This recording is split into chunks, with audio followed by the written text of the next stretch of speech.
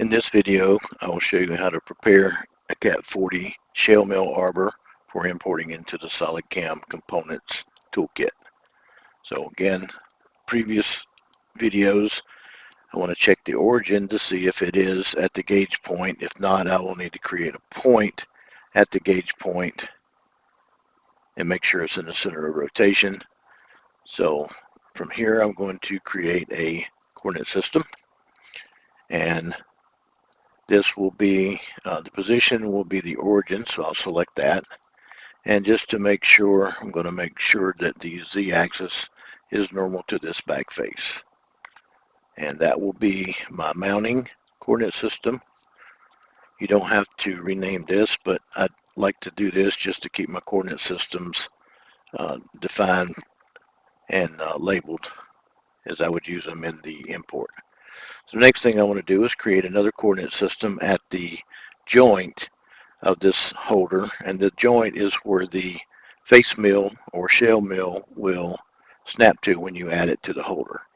So I'm going to create a sketch on this face, and I'm going to click on my origin and convert entity, and that will project a point on that face. And I will use this to create my joint coordinate system. So I'll pick that point as my position. My Z direction, again, I want it to be normal to this face in that direction.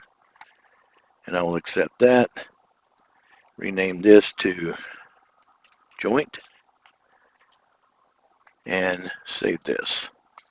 Now I'm going to edit my existing components library. Put it in my CAT40 holders. Click over here to import from CAD. This message, just make sure that you have the part you're going to import as the active SolidWorks window. Click OK here. Generate as milling tool.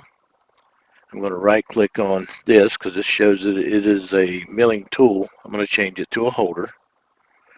I'll right click again, change reference coordinate system to the mounting coordinate system. Click OK. Expand this, drag it over to the adapters and holders, turn on the tool preview, go to my connection, and in the joints, I'm going to click here to calculate coordinate system. The master coord sys will be the mount.